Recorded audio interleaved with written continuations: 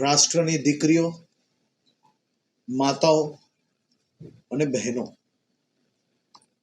દરેક રાજ્યમાં, દરેક રાજ્ય સરકારની આ તમામ માતા બહેનો અને દીકરીની સુરક્ષા એ આપણી સૌની જવાબદારી છે. હું જરૂરથી એવું માનું છું કે કોઈ બી રાજ્યમાં મહિલાઓને દીકરીઓ પર એક બી એવા કિસ્સા દુષ્કર્મના ના જ બનવા જોઈએ. પરંતુ અગર કોઈ જગ્યા પર આ પ્રકારની ઘટના બને તો એની ઉપર રાજનીતિ બી ના જ થવી જોઈએ. ખાસ કરીને છેલ્લા અનેક વર્ષોથી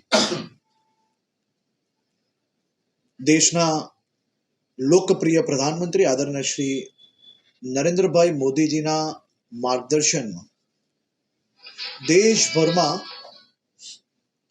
પોક્સો એક્ટમાં જે બદલાવ આવ્યો, એની અંદર જે કડકાઈ આવી, એની સાથે સાથે મહિલા સુરક્ષાઓને લઈને કાયદાઓની અંદર જે બદલાવ આવ્યા, એની અંદર કડકાઈ વધી, એની કોર્ટોનો જે વધારો થયો, એના કારણે મહિલાઓને ન્યાય અપાવવું એ વધુ સરળ અને વધુ મજબૂતાઈથી એ લોકોને ન્યાય અપાવવાની ક્યાંક ને ક્યાંક દિશા મોકલી થઈ.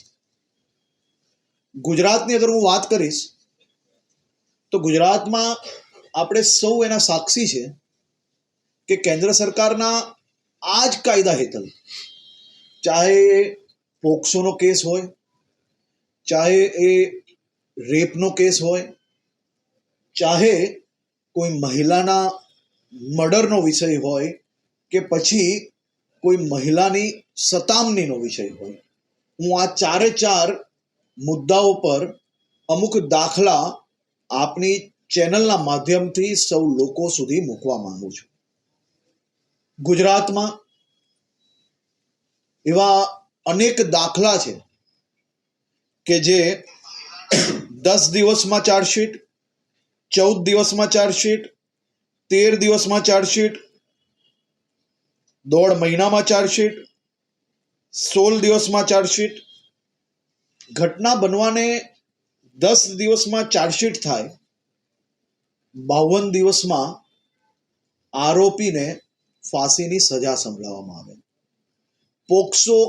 પોક્સો એક્ટ જે આપણો છે એ પોક્સો એક્ટ અંતર્ગત જ બધા જ રાજ્ય પાસે આ કાયદો અવેલેબલ છે. કેન્દ્ર સરકારનો આ કાયદો છે.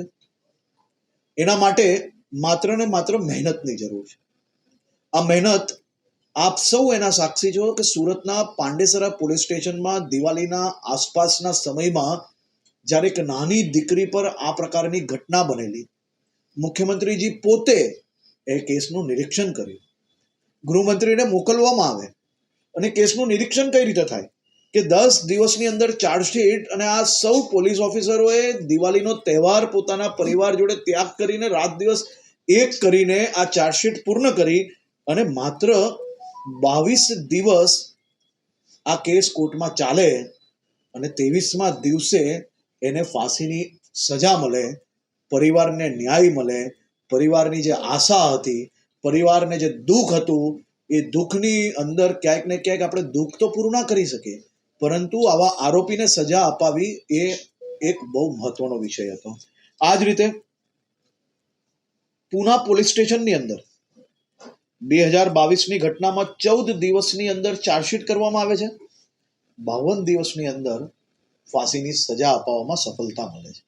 પરિવારને ન્યાય માત્ર 52 દિવસની અંદર અપાવવામાં આ જ કાયદા હેઠળ ગુજરાત સરકારને સફળતા મળેલી. તમે સૌ એના સાક્ષી છો કે 21 વર્ષની આપણી દીકરી ગ્રીષ્મા પર એની હત્યા થાય. એની હત્યા પછી ગુજરાત પોલીસ દ્વારા, સરકાર દ્વારા એ હત્યાને ભવિષ્યની અંદર કોઈ બી યુવાન આવી હિંમત ના કરે તે માટે એક નમૂના સ્વરૂપ કેસ કઈ રીતે ઊભો થાય તે માટે કામગીરી ચાલુ કરવામાં આવે. અનેક પોલીસની ટીમો ઘટના સ્થળ પર ત્યારે જ પહોંચાડવામાં આવે કોઈ બી એના જે પુરાવા છે એ નાશ ના થાય તે માટે સાયન્ટિફિકલી, ફોરેન્સિક, મેડિકલ આ બધી જ ટીમને સાથે રાખવામાં આવે અને તાત્કાલિક એની ઉપર કામગીરી ચાલુ કરીને માત્ર 9 દિવસની અંદર એની ચાર્જશીટ તૈયાર કરવામાં આવે અને 82 દિવસમાં ગ્રીષ્માના હત્યારાને ફાંસી અપાવવામાં આપણે લોકોને સફળતા પ્રાપ્ત થઈ. પહેલા 2 કિસ્સા એ પોક્સો રેપના આપ્યા, ત્રીજો હત્યાનો આપ્યો, ચોથો એક કેસ હું આપની સમક્ષ મૂકવા માંગુ છું. માત્ર 24 કલાકની અંદર ચાર્જશીટ કરેલી. ભાવનગરના રેપના કેસમાં 24 કલાકમાં ચાર્જશીટ કરવામાં આવે છે અને ગણતરીના દિવસોમાં આ કેસની અંદર સૌ ગુનેગારોને આજીવન કેદની સજા અપાવવામાં ગુજરાત પોલીસને સફળતા મળે છે.